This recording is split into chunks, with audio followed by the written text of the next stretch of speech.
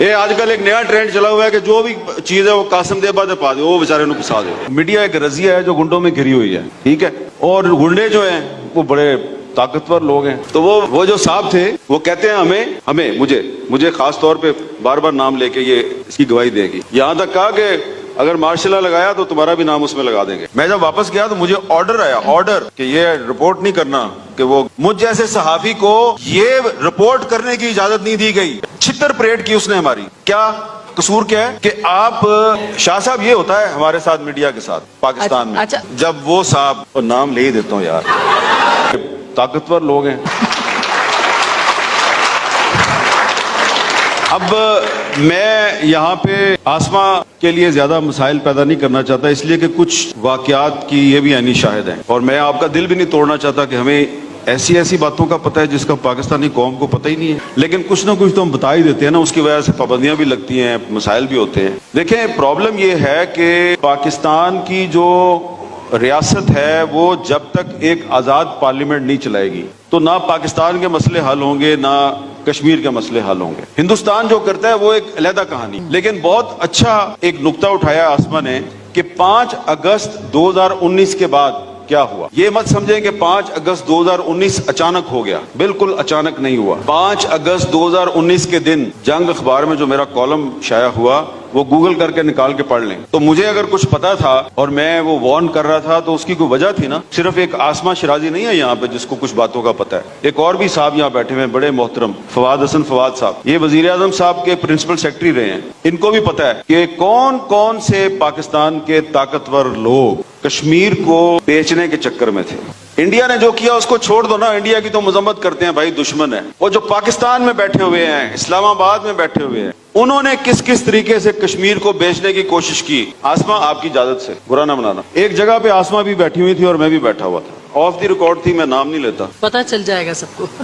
چلو، یہ ویسے ہیں بڑے سمجھدار کشمیری ہیں، ان کو لوگ بیوقوف سمجھتے ہیں لیکن ہیں بڑے سمجھدار۔ تو وہ جو صاحب تھے وہ کہتے ہیں مجھے خاص طور پہ بار بار نام لے کے یہ اس کی گواہی دے گی، یہاں تک کہا کہ اگر مارشل لا لگایا تو تمہارا بھی نام اس میں لگا دیں گے۔ وہ بار بار کہہ رہے ہیں کہ ہم کشمیر کا مسئلہ حل کرنا چاہتے تھے، یہ میڈیا نے مسئلہ حل نہیں ہونے دیا۔ ایسے ہی ہوا، بالکل یہی کہا اس نے۔ بالکل کون؟ نہیں بھائی، 19 کے بعد کی بات ہے یہ، بس ٹھیک ہے، کسوٹی نہیں، بس ٹھیک ہے، سمجھ آ گئی آپ کو، یہ 2019 کے بعد کی بات ہے۔ جی ہاں، نہیں، قاسم کے ابا نہیں ہے، وہ تو سویلین ہے بھائی۔ یہ آج کل ایک نیا ٹرینڈ چلا ہوا ہے کہ جو بھی چیز ہے وہ قاسم دے بعد پا دے، وہ بیچارے انہوں پسا دے۔ اچھا دیکھو، حالانکہ اس معاملے میں قاسم کے ابا کافی بے ضرر تھے۔ دیکھیں، یہ مذاق میں نہ لیں اس کو۔ انہوں نے کہا کہ ہم مسئلہ کشمیر حل کرنے کی کوشش کرتے ہیں اور یہ میڈیا والے مسئلہ کشمیر حل نہیں ہونے دیتے۔ اب انہوں نے مسئلہ کشمیر کیسے حل کرنے کی کوشش کی؟ انہوں نے کرتارپور راہداری کھولی، ٹھیک ہے، اچھی بات ہے، کھولی آپ نے۔ اس کے بعد انہوں نے بیک چینل کھول دیا، بیک چینل سے انہوں نے بات چیت شروع کر دی، تو اس کے نتیجے میں کیا ہونا چاہیے تھا؟ کوئی کشمیریوں کو ریلیف ملتا۔ پھر انہوں نے سیز فائر کر دیا فروری 2021 میں، اس کا کوئی ریلیف ملنا چاہیے تھا نا کشمیریوں کو۔ تو اگر آپ کو یاد ہو تو میں ان دنوں میں سیز فائر کے بعد میں وہ ہجیرا گیا، آگے گیا عباس پور، اس کے آگے میں ادھر پھرتا رہا، ایل او سی پہ لوگوں سے بات چیت کرتا رہا۔ کو حالات مجھے کو ٹھیک نظر نہیں آئے کہ پہلے وہ انسانوں کو گولیاں مارتی تھی انڈین آرمی، سیز فائر کے بعد وہ ان کی مرغیاں، بھینسیں، بکریاں، ان کو گولی مارتے ہیں۔ میں جب واپس گیا تو مجھے آرڈر آیا کہ یہ رپورٹ نہیں کرنا کہ وہ گائے، بھینسوں اور بکریوں کو گولیاں مارتے ہیں۔ میں کہا کیوں جی؟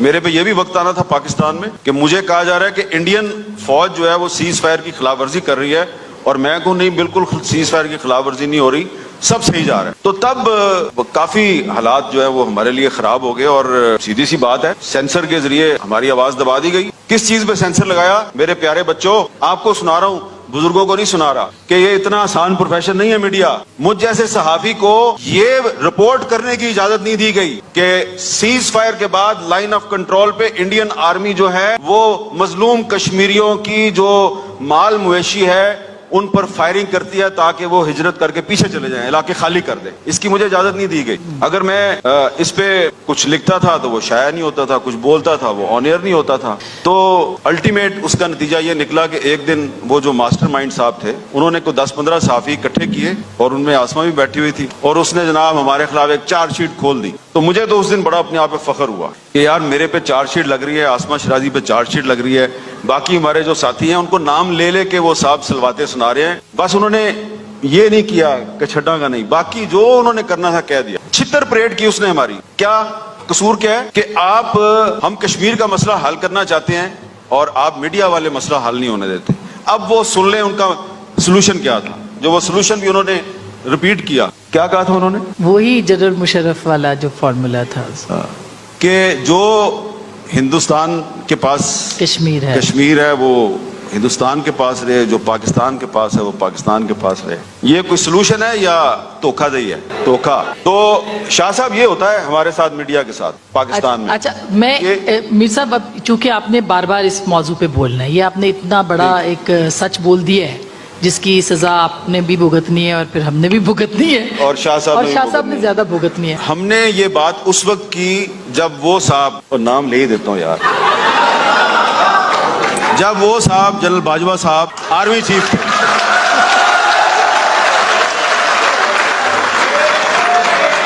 جب وہ آرمی چیف تھے, اس کے ہٹنے, آرمی چیف سے کے عہدے سے ہٹنے کے بعد بات نہیں کی. یہ ساری باتیں بھی وہ اس وقت کر رہا تھا جب اس نے وردی پہنی ہوئی تھی, اور 9 مہینے اس نے میرے پہ پابندی لگائی رکھی انہیں باتوں کی وجہ سے. تو ہم اس بات پہ بلیو نہیں کرتے کہ جب کوئی بندہ چلا جائے, آفس سے چلا جائے, پھر اس پہ بات کرو. تو یہ بتانا صرف آپ کو یہ ہے کہ it's part of the game. ہم اگر صحافت کے پروفیشن میں ہیں تو ہم صرف اگر یہ کہہ دیں کہ اوہو جی آواز بند ہو گئی تھی, پابندی لگا دی تھی تو اس لیے میں نے بات نہیں کی. بات میں نے بھی کی, آسما نے بھی کی, اس کا خمیازہ بھی بھگتا, اور وہ خمیازہ بھگت کے ہم نے کوئی بڑا کام نہیں کیا. یہ ہمارا پروفیشن ہے, یہ کرنا ہے. لیکن کیونکہ آج کا موضوع یہ ہے مسئلہ کشمیر اور میڈیا کا کردار, تو میڈیا کا کردار میں نے کہہ دیا کہ اس پہ تو مجھے بالکل شرمناک ہے, لیکن حکومت پاکستان کا کردار جو ہے وہ شرمناک ترین ہے. تو علی گیلانی صاحب کا آخری دنوں میں اپنی ان کی وفات سے پہلے جو مجھے ان کا جو میسج آیا تھا وہ میں نے اس کو چھپایا نہیں کوئی بھی, میں نے اس کو میڈیا پہ میں نے نشر کر دیا تھا. وہ یہی تھا, سیدھی سی بات ہے.